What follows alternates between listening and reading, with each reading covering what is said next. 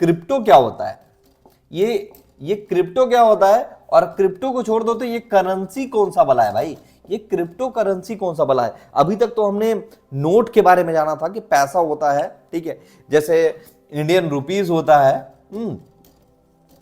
और आप मान लो कि यूएस डॉलर होता है, ठीक है, और भी डिफरेंट डिफरेंट कंट्री के पैसे होते हैं, ये सब आप जानते हो। तो ये क्रिप्टो करेंसी कौन सा भला है, हाँ, इस क्रिप्टो करेंसी का क्या मोटो है, और ये बिटकॉइन क्या भला है भाई, हाँ, जिसने 1400% का रिटर्न दिया है लास्ट 5 ईयर में, ठीक है। यानी कि अगर 2015 की मैं बात करूं, करीब करीब 2015 के आसपास, तो इसका वैल्यू जो था वो 7 लाख रुपए एक बिटकॉइन का वैल्यू था।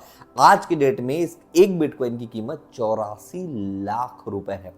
माय डियर फ्रेंड, आप समझ सकते हो कि कितना ज्यादा ग्रोथ हुआ। यानी इससे मान के चलो कि किसी बिटकॉइन का वैल्यू अगर 7 लाख रुपए था पहले, यानी 7 रुपए मान लो, तो आज की डेट में उसका वैल्यू 84 रुपए हो चुका है, ठीक है, 84 रुपए हो चुका है, 7 रुपए से 84 रुपए। तो ये वैल्यू बढ़ क्यों रहा है, और ये बिटकॉइन है क्या भला भाई, इसको क्यों हर कोई खरीदना चाहता है, या इवन आपने देखा होगा कि डोनाल्ड ट्रंप भी इसको बहुत सपोर्ट कर रहे हैं।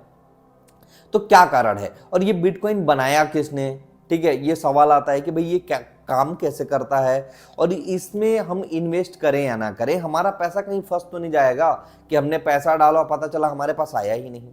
ये सब सवाल है आपका, जिसको मैं आज इस वीडियो में दूर करने का प्रयास करूंगा, ठीक है। सबसे पहले मैं आपको बता दूं कि इसके बारे में आप अगर पूरी किताब लिखना चाहो तो भी कम पड़ जाएगा। सबसे बड़ा चीज, एक चीज दिमाग में डाल लेना कि इसके बारे में अगर पूरी किताब लिखना चाहो तो भी ये कम पड़ जाएगा। तो हम चूंकि इंपॉर्टेंट पॉइंट पे बात करेंगे, तो सबसे पहले हम क्रिप्टो करेंसी से पहले जानना चाहेंगे कि भाई ये करेंसी कौन सा भला होता है, तब हम जानेंगे कि भाई ये क्रिप्टो करेंसी कैसे काम करेगा। सबसे पहले हम बात करते हैं मनी का। तो पैसे को कंट्रोल कौन करता है, आपके पास 1000 रुपए है, आप कोई भी सामान खरीदते हो, बदले में उसको आप कैश दिए, यानी कि आप 1000 रुपए का नोट निकाले और सामने वाले को 1000 रुपए दे दिए। ये एक बेसिक ट्रांजैक्शन मोड होता है। अभी ये बदल गया है, तो अभी कैसा होता है कि उन्होंने कहा कि भाई 100 रुपए का सामान है, आपने स्कैन किया और उनको पैसा दे दिया, या क्रेडिट कार्ड से स्वाइप मारा और उनके पास पैसा उनके अकाउंट पे चला गया। ये डिजिटल ट्रांजैक्शन होता है। यहां पर हम कैश नहीं रखे होते, हमारे पास कैश नहीं होता है। कोई कैश कौन सा होता है, जैसे नोट हो गया जो हमारे पास हम रखे हुए होते हैं, पॉकेट में रहेगा, गोल्ड हो गया वो हम रखे हुए होते हैं, ठीक है, वो फिजिकल एसेट होता है। बट डिजिटल एसेट क्या है, जैसे हमारे पास क्रेडिट कार्ड है, ऑनलाइन पैसा है, ये डिजिटल है। अभी ये हमारे पास कैश में नहीं है, अभी मेरे पास कितना पैसा है वो मेरे पास कैश में नहीं रखा हुआ है, वो डिजिटल है। डिजिटली उस पैसे को मैं रखा हूं, चूंकि वो पैसा गवर्नमेंट हमको प्रोवाइड कराता है और उसको वैल्यू गवर्नमेंट देता है, ठीक है। यानी किसी भी नोट का वैल्यू अगर आप देखें, यानी किसी भी, अगर मैं बता दूं आपको आपकी जानकारी के लिए, कि अगर आप मनी को भी देखें ना, यानी अगर आप नोट को देखें, किसी अगर 100 रुपए का नोट है आपके पास, मान लो 500 का नोट है, तो इसका कोई वैल्यू नहीं है अगर इसको गवर्नमेंट कोई वैल्यू ना दे रहा हो, ठीक है। ये वैल्यू क्यों रखता है, क्योंकि इसको गवर्नमेंट ने वैल्यू देके रखा है कि 500 रुपए मेरा कोई भी इंडियन पीपल या बाहर का पीपल अगर इस नोट को रखा है, तो इंडिया में वो पैसा, यानी उस चीज को रिजर्व बैंक और ऑथोराइज करके रखता है कि इसका वैल्यू 500 रुपए है, और इसका कोई भी चीज इतने वैल्यू का कोई भी सामान को खरीद सकता है। ये बेसिक फंडा होता है। पहले जमाने में क्या होता था कि जैसे आपके पास दाल है, मान लो आपके पास दाल है और मेरे पास है राइस, ठीक है। अब हम लोग ट्रांजैक्शन कैसे करते थे कि भाई दाल मेरे से ले लो और आप मेरे को राइस दे दो, ये ट्रांजैक्शन होता था।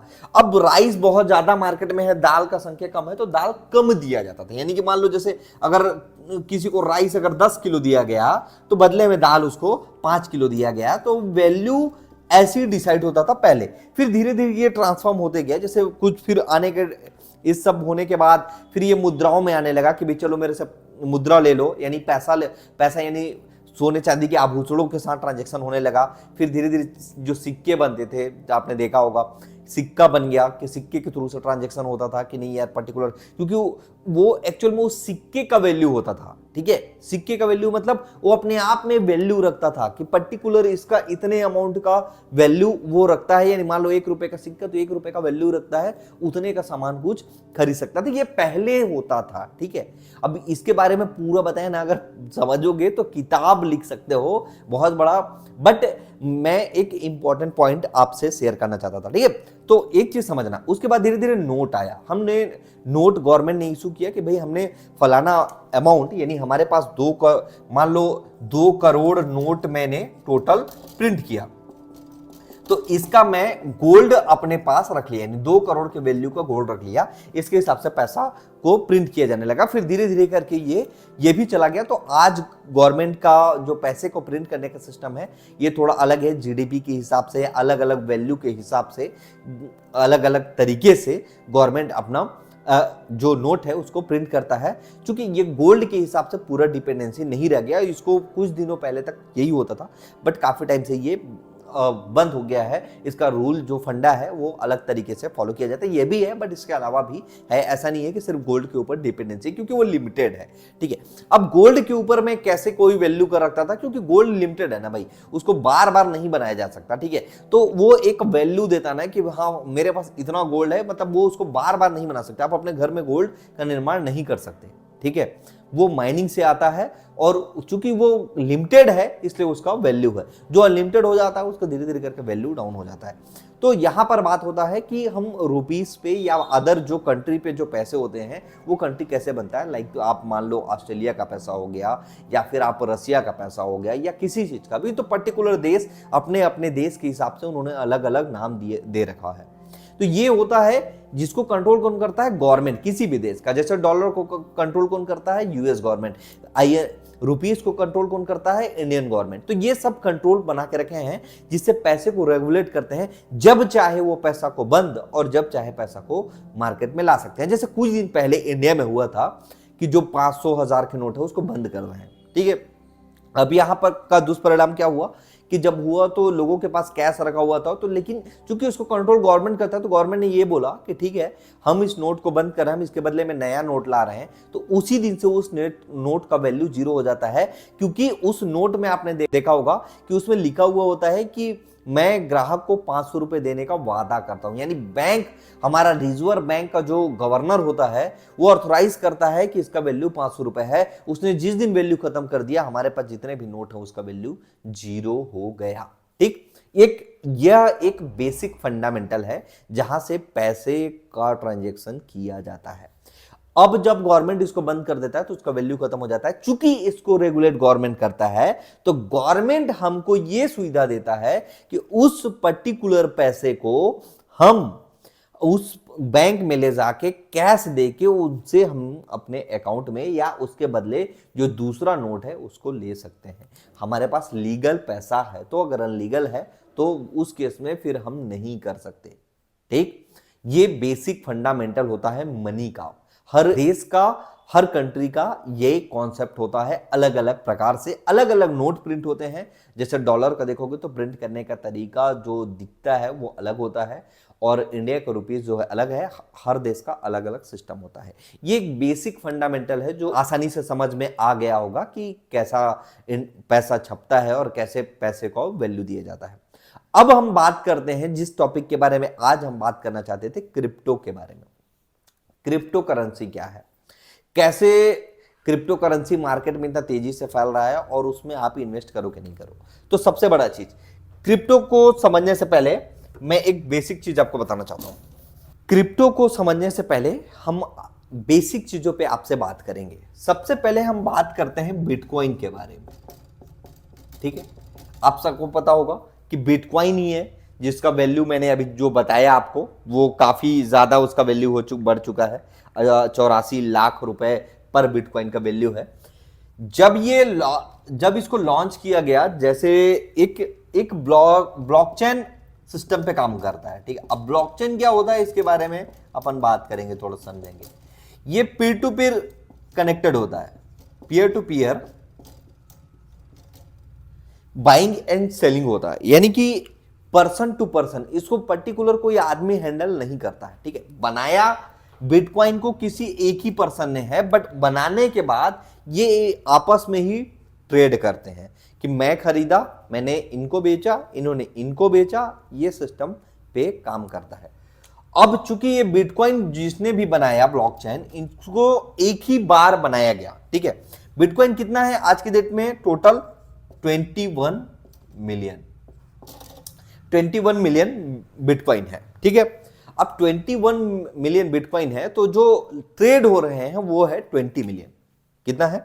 20 मिलियन जो मार्केट में ट्रेड हो रहे हैं, 20 मिलियन बिटकॉइन। अब ये 20 मिलियन बिटकॉइन जब स्टार्टिंग में आया तो एक बार तो ये बहुत सारे लोगों तक चला गया जिन्होंने परचेसिंग किया, और इसका जो परचेसिंग अमाउंट रहा होगा वो पर्टिकुलर किसी एक पर्सन के पास या पर्टिकुलर किसी और एक ऑर्गेनाइजेशन के पास चला गया, ठीक है। जैसे मान लो कि आपके पास 20 मिलियन बिटकॉइन है, आपने इसको इशू किया, इशू करने के बाद ये पर्टिकुलर लोगों तक एक एक करके थोड़ा इसके पास, थोड़ा इसके पास, थोड़ा इसके पास, थोड़ा इसके पास, ऐसे करके बढ़ता चला गया बिटकॉइन। अब क्या हुआ, ये जब बहुत सारे लोगों के पास चला गया तो ये फिर ट्रेड होना चालू हो गया, जैसे हमारे शेयर पे होता है। अब यहां से आप समझना, ठीक है। यहां तक आप बेसिक बिटकॉइन के कॉन्सेप्ट को समझ गए होंगे कि एक प्रकार का एक डिजिटल करेंसी है। डिजिटल करेंसी यानी इसको इसलिए बनाया गया ताकि इसमें किसी गवर्नमेंट का कंट्रोल ना रहे। अब इसका रेट बढ़ाने घटाने का या बाकी सब चीजों का कंट्रोल किसके ऊपर में है? हमारे जैसे लोगों के ऊपर में। हम एक बिटकॉइन को परचेस करते हैं, मान लो कि मैं अगर जब ये लॉन्च हुआ तो 2 रुपए का, जैसे अभी बहुत सारे बिटकॉइन देखना 35 रुपए 40 रुपए का तो है मार्केट में। अगर उस बिटकॉइन को आप 40 रुपए या 50 रुपए में खरीदते हो और उसका वैल्यू आने वाले टाइम में, मान लो मैं एक बिटकॉइन बना या एक डोज कॉइन बना या जो भी, उसको अगर मैं खरीद लिया, आने वाले 2 साल 3 साल 4 सालों बाद जब उसको मैं बेचूंगा और मैं अपने वैल्यू के हिसाब से उसको बेचना चाहता हूं, क्योंकि मार्केट में उसके खरीदार उस वैल्यू के हैं, इसलिए उसका रेट बढ़ता और घटता है। ये बेसिक कॉन्सेप्ट है किसी भी चीज का प्राइस घटने बढ़ने पर। लेकिन इसमें सिस्टम क्या है कि हमने तो, मान लो कि इंडिया में अगर ये बिटकॉइन बना होता तो हम जब बिटकॉइन खरीदते तो हम क्या करते कि बिटकॉइन के बदले हम देते पैसा ही, बट हमारे पास अगर एक बिटकॉइन है तो मैं किसी तीसरे पर्सन को बिटकॉइन बेच के उससे पैसा ले सकता हूं। तो ये एक प्रकार का ये सर्कुलेट हो जाता है बहुत सारे लोगों तक। क्योंकि इसमें कंट्रोलिंग किसी पर्सन का नहीं है तो इसका जो रेट है इसमें कोई कंट्रोल नहीं कर सकता। और ये जो कॉन्सेप्ट है यहां पर कि 21 मिलियन से ज्यादा बिटकॉइन को नहीं बनाया जा सकता, ये एक फिक्स है कि 21 मिलियन से ज्यादा बिटकॉइन नहीं होंगे, इसी कारण से इसका प्राइस बढ़ रहा है। अगर इसका क्वाइन को बढ़ाया जा सकता या क्वाइन को इंक्रीज किया जा सकता कि चलो 21 मिलियन से 30 मिलियन कर देते हैं, 40 मिलियन कर देते हैं, 50 मिलियन कर देते हैं, तो ये प्राइस इसका इतना टाइप से रिवॉल्यूशन नहीं होता, यानी इतना प्राइस नहीं बढ़ता। क्योंकि इसके प्राइस को कंट्रोल करना असंभव है, कोई कंट्रोल नहीं कर सकता, क्योंकि जब तक खरीदने और बेचने वाले रहेंगे तो इसका कॉस्ट बढ़ता रहेगा। अब ये कॉन्सेप्ट में समझ में आता है कि भाई ये डिजिटल करेंसी के रूप में इसको कैसे उपयोग कर पाए, क्योंकि लोगों का एक्सेप्टेंस है, यानी कि आज के डेट में हम जो पैसा है उसको लोग एक्सेप्ट करते हैं। यानी मैंने किसी को 100 रुपए दिया, बदले में वो मेरे को सामान दिया, क्योंकि वो उसको एक्सेप्ट कर रहा है कि उसका वैल्यू है। तो वैसी ये डिजिटल करेंसी यानी कि क्रिप्टो करेंसी का वैल्यू है। अब हम बात करेंगे कि ये डिसेंट्रलाइज होता है, एक होता है मनी, पैसा यानी करेंसी, एक होता है crypto digital currency, digital currency, ठीक है। अब ये जो पैसा वाला पार्ट है यानी करेंसी है जो किसी भी देश का होता है, जैसे INR या जो मैं बाकी सब पहले बात की, इसको कंट्रोल कौन करता है? ये क्या होता है?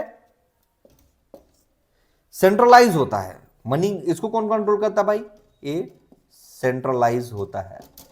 ये क्या होता है? डिसेंट्रलाइज होता है, डिसेंट्रलाइज होता है। इसको कंट्रोल कौन करता है? गवर्नमेंट। इसको कंट्रोल कौन करता है? कोई नहीं, नो कंट्रोल, ठीक।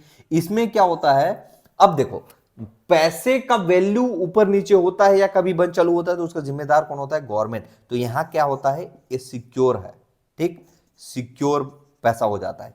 ये क्या होता है भाई? यहां किसी का कंट्रोल नहीं है, ये अनसिक्योर है, ठीक। यहां पर कोई भी कंट्रोलिंग नहीं है। यहां पर क्या है आपको पता है कि मैं अगर लगा रहा हूं तो पर्टिकुलर इक्विटी पे पैसा लगा रहा हूं, जिसको हमारा गवर्नमेंट रेगुलेट करता है, गोल्ड पे, प्रॉपर्टी पे, है ना, या फिर और भी किसी चीज पे, तो ये पर्टिकुलर असेट है जहां पर आप पैसा लगा रहे हो, या किसी कंपनी का शेयर खरीद रहे हो, यहां पर भी गवर्नमेंट का रेगुलेशन है, बट यहां पर किसी चीज का नहीं, ये पूरी तरीके से डिजिटली रहेगा। ठीक है, आपको दिखेगा नहीं, इसका ऑफिस नहीं दिखेगा आपको, आप बिटकॉइन का ऑफिस नहीं ढूंढ सकते भाई। हाँ, पहला चीज। दूसरी बात, आपको ये पता नहीं होगा भाई कि क्रिप्टो का वैल्यू आज बढ़ेगा या घटेगा, वोलेटाइल है भाई, कभी 30% ऊपर चढ़ जाएगा, कभी 40% नीचे गिर जाएगा। ये न्यूज के हिसाब से बड़े बड़े इन्वेस्टर अगर पैसा डालेंगे, एक्सेप्ट करना चालू करेंगे। अब मेरे से कोई बिटकॉइन खरीदता है, तो मैं अपना एक बिटकॉइन बेच दिया 88 लाख में, मान लो किसी को, एक तो एग्जाम्पल, तो वो 1 लाख में खरीदी, अब उसने अपना बिटकॉइन को 1 लाख में कहीं बेच दिया, फिर मैं दोबारा खरीदूंगा चाहूंगा तो मेरे को वही 1 करोड़ से ऊपर में मिलेगा, यानी उसका वैल्यू तो बढ़ रहा है ना दिन प्रतिदिन। तो ये रिस्क बहुत ज्यादा है, रिस्क और रिवार्ड वाला सीन है। ठीक है, चूंकि ये लिमिटेड है, इसलिए अगर ये एक्सेप्टेंस मार्केट में बना पाया है ना, और लिमिटेड है, तो इसमें कोई मोनोपोली या इसको बहुत ज्यादा फ्लैक्चुएशन नहीं लाया जा सकता इसमें, क्योंकि इसका वैल्यू बहुत ज्यादा है भाई। आज के डेट में समझ रहे हो, एक 20 मिलियन बिटकॉइन है, और एक बिटकॉइन का वैल्यू करीब करीब मान लो 84 लाख रुपए है, तो सोच सकते हो कि आने वाले टाइम में उसका वैल्यू क्या होगा। तो क्या क्रिप्टो करेंसी में पैसा लगाना चाहिए या बिटकॉइन पे पैसा लगाना चाहिए? देखो भाई, प्योर रिस्की चीज है, स्टॉक मार्केट से इसका कोई कंपैरिजन नहीं है। कभी बोलोगे तो कंपैरिजन से रिलेटेड इससे वीडियोस बना दूंगा मैं, जो जहां पर मैं आपको समझाऊंगा कि स्टॉक मार्केट और क्रिप्टो करेंसी में डिफरेंस क्या है। ठीक है, अभी इसका एक सीरीज लाते हैं, 2 4 5 10 वीडियो इसकी रिलेटेड बनाते हैं, जिससे समझने का प्रयास करेंगे कंप्लीट डीपली क्रिप्टो करेंसी को। मैं खुद समझने का प्रयास कर रहा हूँ भाई, बहुत सारी चीज़ें तो अभी मैं कोई क्लियर कट समझ में नहीं आता है। ठीक है, जहाँ पर कंफ्यूजन होता है, ये सब चीज़ों को मैं समझने का प्रयास कर रहा हूँ, और जैसे जैसे ये समझ में आता जाएगा मैं वीडियोज़ आपके लिए लाता जाऊँगा। चूंकि ये रिस्की एसेट है, तो पैसा यहाँ पर बहुत ज़्यादा मत डालना भाई, 10% 5% पैसा यहाँ पर डालो अपना। अगर आपके पास 1 लाख रुपए है तो 5,000 रुपये आप इसमें डाल सकते हो, इससे ज़्यादा रिकमेंडेशन मेरा नहीं है अभी फिलहाल। मैं किसी भी प्रकार का आपको एडवाइजरी नहीं करूंगा भाई कि आप इतने का बिटकॉइन खरीदो या ना खरीदो।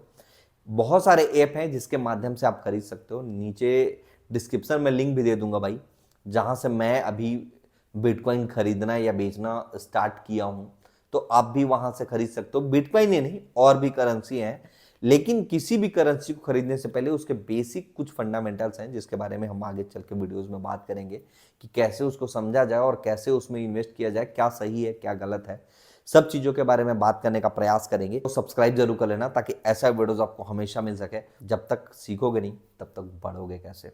बेसिक फंडामेंटल है लाइफ का, सीखते रहो, बढ़ते हो, भली इन्वेस्ट करो ना करो, नॉलेज तो लेके चलो, सीख सकते हैं। तब तक के लिए बाय बाय गाइस, मिलते हैं मेरे नेक्स्ट वीडियो में नए जोश, नए टॉपिक और नए उमंग के साथ।